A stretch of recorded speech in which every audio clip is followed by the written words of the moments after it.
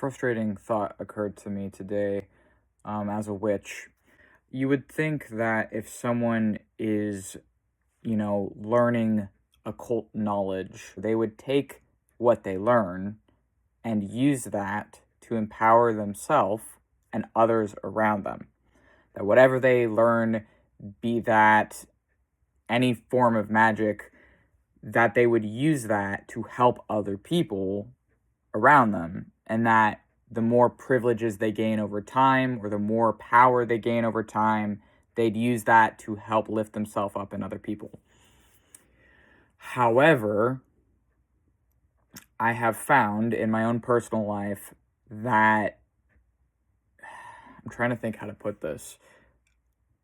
The witches who make it mainstream, who reach a point where they have a height of popularity. I don't just mean like a couple thousand subscribers or whatever on apps such as this, but I mean where they are able to do, like, as a full-time career, their witchcraft.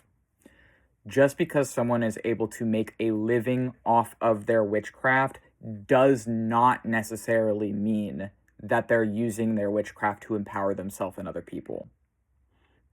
Just because someone is popular and has reached a point where they can make money off of their witchcraft and make a living off of their witchcraft does not necessarily mean they're using their witchcraft to empower themselves and other people. And there are also other people. There's a lot of con artists, unfortunately, in occultism, and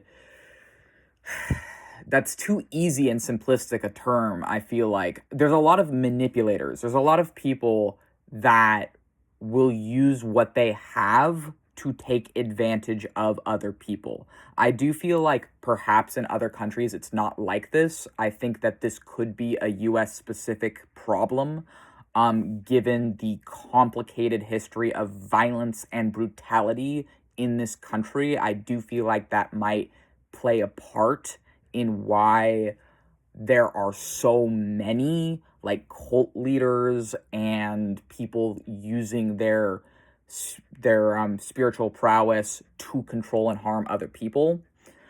And some people might look at me and be like, oh, well, you're a theistic Satanist and sorcerer, so you don't have any room to speak on these things, because they don't actually understand what sorcery is or what theistic Satanism is, and they think that we're all just whatever. But it's like, actually, my theistic Satanism is a way of empowering and protecting myself and others in my life. It's a way of taking care of myself and others in my life. It's a way of spreading hope and courage and protection and trying to get by and survive. And I think that, unfortunately, just because someone has spiritual power, just because someone has spiritual knowledge, just because someone has spiritual history, does not make them having other people's interests in mind. Does not mean that they have even their own highest interests in mind. And I learned at a certain point that just because someone is maybe like more studied or older or more has read more things or whatever it is, doesn't necessarily mean they have your interest in mind. And I think that the reason I'm making this video is I want to remind people that witches are still ultimately human. We're still human. Even those of us that have, like, there are some witches that are otherkin, meaning people that are either spiritually or psychologically, like, see themselves as something other than human. I don't usually talk about that on my YouTube channel just due to how controversial it is. But I mean, I talk about everything else. I talk about having multiple personalities, being autistic, being gay, being trans, being queer. Might as well also say that, yeah, some of my personalities, as someone that experiences plurality of consciousness, don't identify as human in our mind. But anyways, that's aside from the point of this video.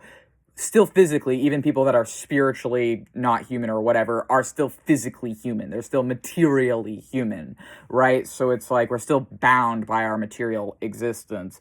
And so even people that might be in their minds see themselves as like angels, demons, dragons, animals, whatever else, jinn, fae, even witches like that still are materially human and bound materially to a human body. And as a result, like, I feel like people are always going to take advantage of other people, but you don't have to do that just because you see other people doing that. You do not have to fall prey to this idea that you need to be manipulative or whatever else, or do a certain thing to, I don't know, like put yourself above other people, because there's no reason to, because it's just an illusion ultimately.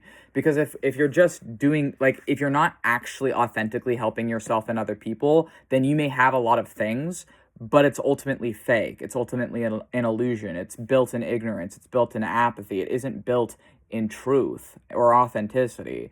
And I wish I could say that, you know, witchcraft is exempt from these issues, but the reality is there's just as many issues with occultism and witchcraft and things, you know, even my own spiritual demographics. There's just as much issues with us as there is with any other belief system, or and lack thereof. Like, these issues really do exist in every group, and I think it directly ties into fascism and totalitarianism and might makes right ideology. And are you willing to fight against that, or are you going to be complacent with it?